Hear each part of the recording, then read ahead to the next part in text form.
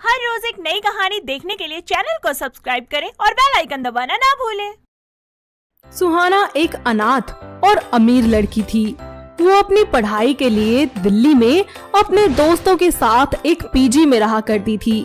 सुहाना की एक प्रॉब्लम थी कि वो कभी भी अचानक किसी को भी आंख मारने लगती थी, जिसके कारण उसको काफी बार शर्मिंदा भी होना पड़ता था। ऐसे ही एक बार सुहाना और उसकी दोस्त निकिता, अंजना, सुष्मिता ये चारों बाहर एक होटल में डिनर करने के लिए जाते हैं और सभी एक साथ जाकर बैठ जाते हैं। तभी वहाँ वेटर आता है और बोलता है, hello, good evening ma'am, what would you like to order? Kaju paneer with naan, chicken masala, rumali roti, butter naan. बस अभी हाजिर है आपका गुलाम। इतना बोलकर वो खाना लेने के लिए चला जाता है और सुहाना की सारी दोस्त उस पर हंसने लगती हैं। सुहाना गुस्से से वहाँ से चली जाती है और उसकी सारी दोस्त उसके पीछे पीछे जाती हैं और बोलती हैं, क्या पागल, तू गुस्सा क्यों हो रही है? हम तो मजाक कर रहे थे। यार तुम लोगों को तो पता है ना। हाँ हाँ, हमें सब पता है। यार सुहाना, इतनी चिढ़ने की क्या बात है? अच्छा तो है, तुझे लड़का पटाने की क्या जरूरत है, वो खुद ही पट जाएगा। अपना मुंह बंद करोगी तुम सब, या लगाऊं एक एक सबके कान के नीचे? बेबी, कान नहीं आँख। कुछ देर तक उनकी यूं ही खट्टी मीठी नोक झोंक चलती रहती है और उसके बाद वो वापस अपने पीजी लौट जाती हैं। अगली सुबह जब अंजना सोकर उठती है तो वो बाथरूम में जाती है तो देखती है कि बाथरूम में ताला लगा है और वो आवाज देकर अपनी सारी दोस्तों को बुला लेती है। फिर बोलती है, अरे किसने ताला लगाया है? मुझे बहुत जोर से आ रही है। तभी अपनी एक उंगली में चाबी घुमाते हुए सुहाना वहाँ आती है और सभी से कहती है, चाबी चाहिए? पॉटी आ रही है? हाँ। जोर से आ रही है? हाँ यार, दे देना। नहीं दूंगी। अरे क्या दुश्मनी है तेरी हमसे? दे देना, बहुत जोर से पोटी आ रही है। जब तक ये लोटा मैटर सेट नहीं हो जाता ना, तब तक ना तो कोई नहाएगा और ना ही कोई धोएगा। यार क्लास भी जाना है, समझना। तुम्हें तो पता है ना कि बाथरूम में एक ही लोटा था। मैं अपने पैसे से दूसरा लोटा लेकर आई, एक नहाने के लिए और दूसरा पॉटी के लिए। लेकिन इस अंजना की बच्ची ने उन दोनों को मिक्स कर दिया और जब मैंने पूछा तो कहती है दोनों एक जैसे थे, इसीलिए ऐसा हुआ। फिर मैं P for potty, P for purple colour और दूसरा B फॉर बाथरूम और B फॉर ब्लू कलर का मग लेकर आई, लेकिन इसने उनको भी मिक्स कर दिया। इतना सुनते ही तीनों अंजना को घूर कर देखती है और उससे दोस्ती वाली खट्टी मीठी फाइट करती है। ऐसे ही समय बीतता जाता है और उनके कॉलेज का फेयरवेल भी हो जाता है और कॉलेज खत्म होने के बाद सभी लोग अपने अपने जिंदगियों में मस्त हो जाते हैं। ऐसे ही कुछ साल यूं ही बीत जाते हैं और सुहाना अनाथ होने के कारण खुद को बहुत ही अकेला महसूस करती है। इसीलिए वो शादी करने का फैसला करती है और वो जीवनसाथी.com पर अपनी प्रोफाइल बना लेती है, जहां पर कुछ ही दिनों बाद उसके प्रोफाइल पर एक अनुराग नाम के लड़के का रिक्वेस्ट आता है। वो उसको एक्सेप्ट करके उससे बात करना शुरू कर देती है और यूं ही कुछ दिन बीत जाते हैं और इन दोनों की बातें होने लगती हैं।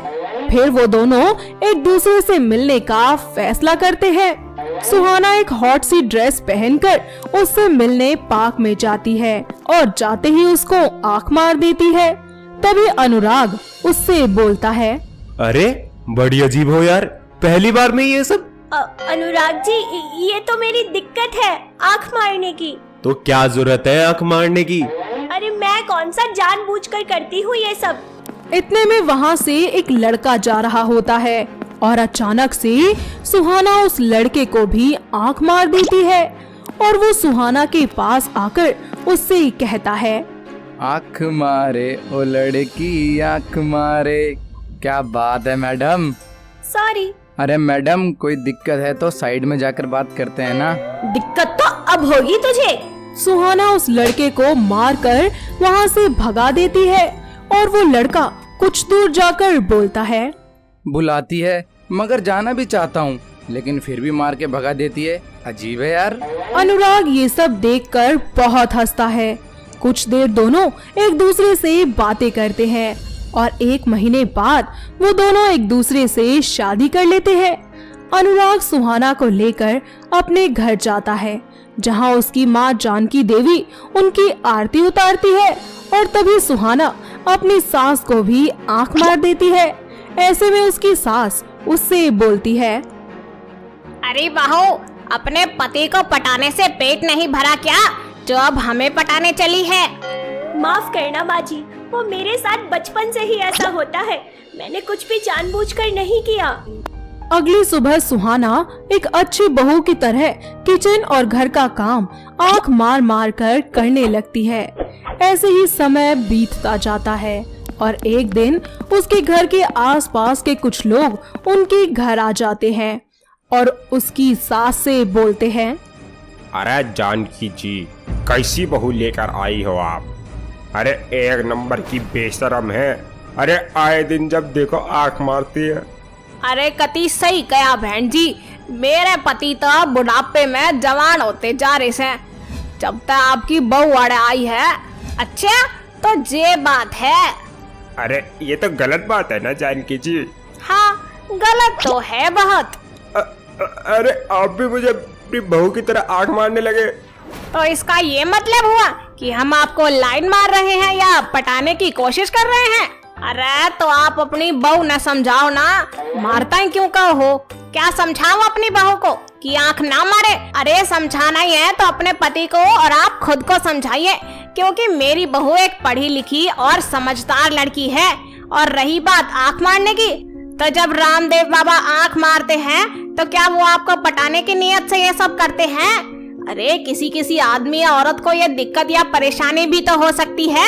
सुहाना अपनी सास की सारी बातें सुन लेती है और अपने लिए ऐसे लोगों से उन्हें लड़ता देखकर उसके मन में उसकी सास के प्रति इज्जत और भी ज्यादा बढ़ जाती है।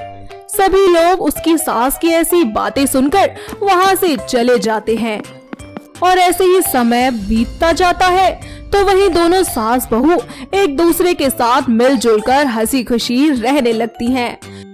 तो दोस्तों, कैसी लगी आपको हमारी ये आंख मारने वाली बहू की कहानी? क्या आपके घर के आसपास भी है कोई ऐसी बहू जिसे भी ऐसी ही कोई आदत हो, हर किसी को बात बात पर आंख मारने की? अगर हाँ तो उसे ये वीडियो दिखाइए और हमें कमेंट करके बताइए। दोस्तों, अगर आपको ये कहानी पसंद आई तो इसे लाइक करें, शेयर करें और कमेंट करके बताएं कि कहानी में आपको सबसे अच्छा क्या लगा।